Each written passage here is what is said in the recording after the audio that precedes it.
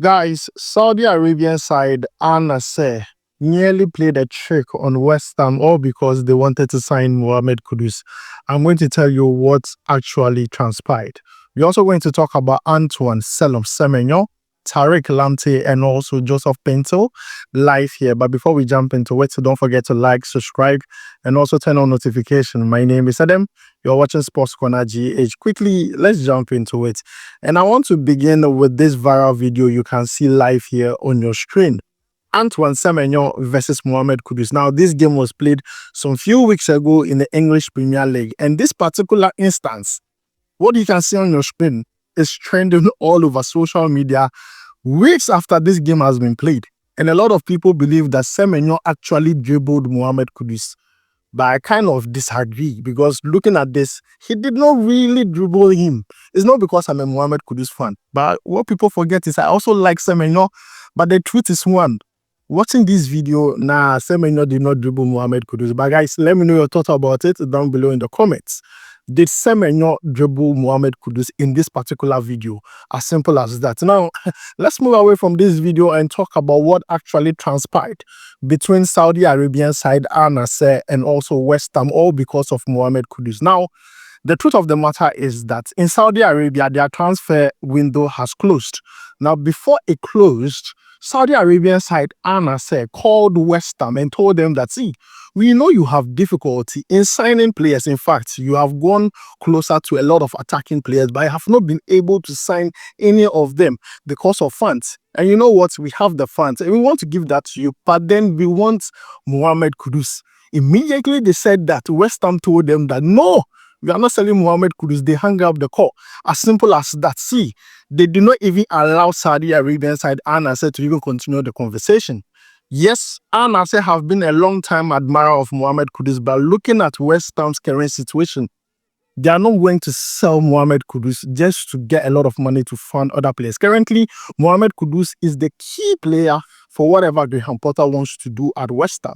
And you know, when this happened, Saudi Arabian side, they just went their way. Westham also went their way. But then this is what really transpired between Saudi Arabian side arne and also Mohammed Kudus Westham. But the question is, if you were Mohammed Kudus and this opportunity arises, arne a lot of money, the opportunity to play with Cristiano Ronaldo.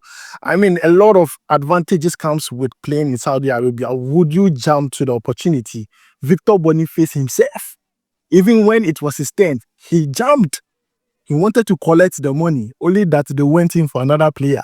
For Mohammed Kudus, I don't know what he would do the next time the Saudi Arabian club come for him, because I'm sure they're going to try again. Probably in the summer transfer window, they are going to try again. So guys, this is the update that has to do with Mohammed Kudus. Now, moving away from Mohammed Kudus, let's talk about Antoine Semenyo. Today, he played for Bournemouth against Liverpool. They lost that game by 2-0. Mo Salah scored all the 2 goals for Liverpool. But then Semenyo playing that game got a lot of Liverpool fans talking. Let's not forget, clubs that are interested in Semenyo currently, Liverpool, Arsenal, front runners. So today, since Semenyo play against them, they are all like, this player is really good. Though. Forget the fact that they lost the game, but what people underestimate about Semenyo and also Bournemouth is that they had 11 games unbeaten run until this game. It was Liverpool that stopped them. So a lot of fans are now contemplating on social media like, wow, see, I know, Liverpool has forwards, the Gakpos, the Luis Diaz. I mean, they have a lot of forwards, but looking at Semenyo, adding up to those numbers wouldn't be bad at all. The conversation is ongoing on social media. Currently, the battle is between Arsenal and Liverpool. Who is going to sign Antoine Semenyo? Antoine Semenyo has been absolutely fantastic in the EPL this season for Bournemouth. And guys, this is the update that has to do with the player. Now, let's take a look at his performance in numbers very quickly. I'm going to do that very quickly. In that game, he was rated 6.6 by SofaScore. He played the full 90 minutes. If you take a look at his total touches, it is 69. Accurate passes completed, 20 out of 32, accumulating to 63%. Shot on target 2, shot off target 3. If you also take a look at his dribble attempted successful, it is 3 out of 6. He was able to hit the woodwork today. You see, he nearly scored today. So you understand why the conversation is going on social media. For me, I did not watch that game. I was doing something. But then when I went to social media to check what is happening, I saw a lot of Liverpool fans talking about Semenyo. He nearly scored. He hit the woodwork. They are impressed with his performance. The club should go in and sign him. And I just decided to just take a look at the statistics, and I'm like, wow, see, Semenyo did not play bad in that game. He actually nearly scored. He hit the woodwork in that game. He missed 2 big chances in the game. See, I don't want to even continue with the whole, statistics. He had a very good game today against Liverpool. It was rather unfortunate that they lost that game. But then let's see what happens. Whether Arsenal or Liverpool are going to make a move for Antoine Semenyo. Now, speaking about transfers, let's talk about another player who featured in the EPL today, and I'm talking about Tariq Lamptey. He played for Brighton and Hove Albion against Nottingham Forest. Now, Nottingham Forest smashed Brighton and Hove Albion by 7-0. And today, Tariq Lamptey played as a left back. Normally, he does not start for Brighton and Hove Albion, but today he started that game, but then played as a left back. This season so far, he has played 10 games, scored 2 goals, given 2 assists.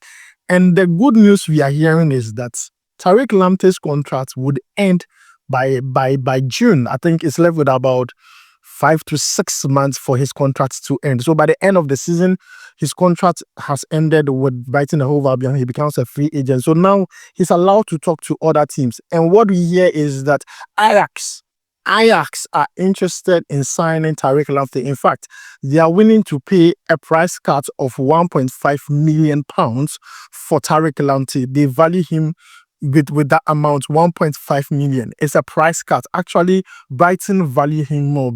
Brighton value the player at 4 million, but then Ajax wants to pay 1.5 million pounds, and this is coming from reports in England. Now, Ajax are not the only team interested in Tariq Lamptey. Sporting CP have called Brighton and Hove Albion to inquire about Tariq Lamptey, and also we have clubs like Tottenham who are also monitoring his situation. So guys, this is the current update that has to do with Tariq Lamptey to Ajax, and also his performance today for Brighton and Hove Albion against Nottingham Forest. It's rather unfortunate they lost that game by 7-0. It was bad today, but then guys, this is the update that has to do with Tariq Lamptey. Now, moving away from Tariq Lamptey, let's talk about Joseph Paintsil. Now, Joseph Paintsil, in an interview at Joy Sports, talked about the moment he was dropped from the Black Star squad when we're going for the World Cup in 2022. I want to read to you exactly what he said. And this is what he said. I'm reading from, Joy Sports. He says that it was strange and I was unhappy, but I always have to accept the decision of the head coach. There are millions of players who dream of playing for Ghana at the World Cup, but only 23 players will make the cut. He also added that I was disappointed, but my job is to keep focused and work hard. There are more World Cups ahead, and my hope is to be part of the squad for the next one if we are able to qualify. And this is coming from Joseph Paintsil when he was dropped by Otto for the World Cup in 2022. I remember it like yesterday. Joseph Paintsil was very instrumental for the Black Stars throughout the qualifiers. He was one of our best players, both in the national team at club level, also when he was playing for Alcjeg. Now, after playing these qualifiers, he was dropped, and a lot of people attributed it to the fact that, DFA president, DFA Capo did not like a player, Joseph Paintsil, because of his association with another, opponent of his.